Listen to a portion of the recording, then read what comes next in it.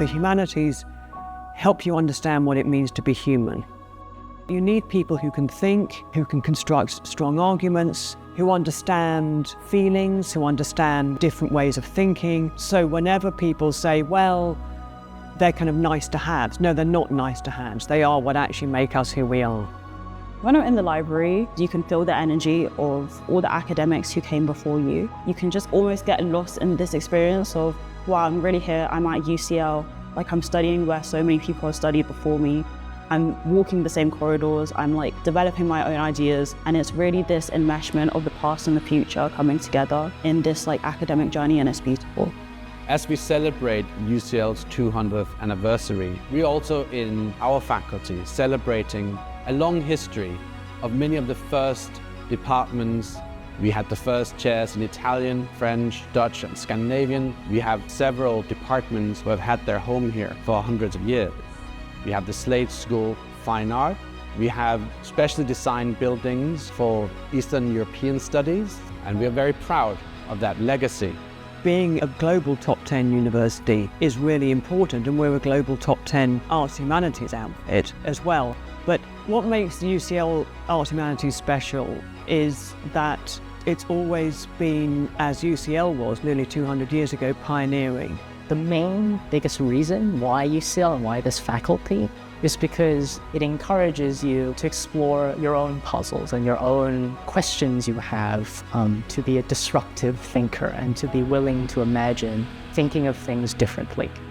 I absolutely love the freedom that UCL gives all of its PhD students. It gives you the license to be experimental and innovative with the research that you're putting out into the world. One of the reasons that I wanted to study at UCL was for its interdisciplinary approach, because there's so many different areas that you can take. So film studies, gender studies, health humanities, race and ethnicity. You know, you have access to an array of different people across disciplines. Another thing that is extremely strong about humanities at UCL is the emphasis and the range of language study. Learning another language is about learning about another way to think. I think that it enriches who we are. I think that the ability to combine language study with other disciplines is unique, and it's extremely important. Academics at the UCL Arts and Humanities are not only world-leading researchers, they're also innovative teachers. Some of the things that we're doing has to do with handling objects in new ways for learning.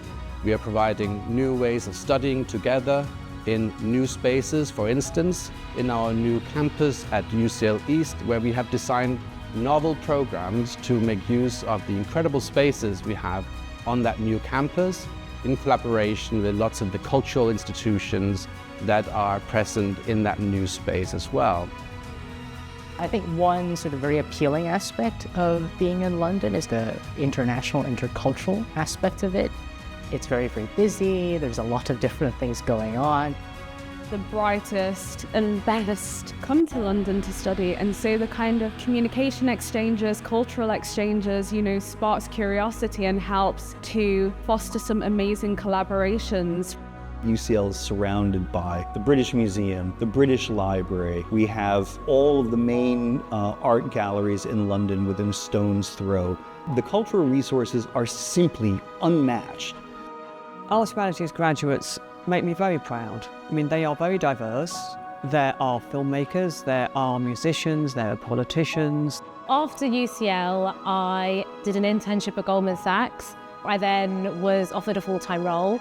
I did that for 4.5 years, after which I then went on the Great British Bake Off, which was a big surprise. And I basically now work in the food industry full-time. So I work as a broadcaster, I work as an author. But I think my time at UCL has really helped me become who I am and helped me navigate all those different, I guess, career jumps, because I gained so much confidence and I became so self-assured. Since leaving UCL, I joined Google as a product marketing manager. I spent around 5 years at Google in between London and San Francisco, and I then moved over to Microsoft Gaming. One of the reasons that I got my first career opportunity over at Google was because the manager at the time had always wanted to study philosophy at university, but was forced to do something vocational. And so he really picked up my CV from the bunch and thought, I want to speak to this person who sort of followed through their passions. A degree from UCL in Arts Humanities definitely gets you noticed. What we give our students is the ability to think through challenges. They are consummate researchers. They are analytical thinkers. They can present arguments really clearly. I think one of the things that stood out for me was the confidence that's instilled in you when you're studying here. So you don't necessarily feel that there's anything that's beyond your reach. And one of the most enriching things actually is seeing the breadth of careers that my friends have sort of gone on to move into since leaving university, whether that's going on to be a diplomat, working in tech like myself, or perhaps even moving into a scientific field. I started here with imposter syndrome, and I would say now leaving UCL, after my kind of 4th year here, it's completely the opposite. I'm a lot more confident in my academic capabilities, in my communication and dissemination skills, in making friends. I don't think that I would be the woman that's standing here now if it wasn't for my journey at UCL. When I'm thinking back to Lorna at the first day of first year and the Lorna that I am today, I can just see the transformation for myself, and that's through UCL truly. Like every day it proves to me that this was the right choice, that this is a place to be. As UCL develops, so do I, and that's been really beautiful.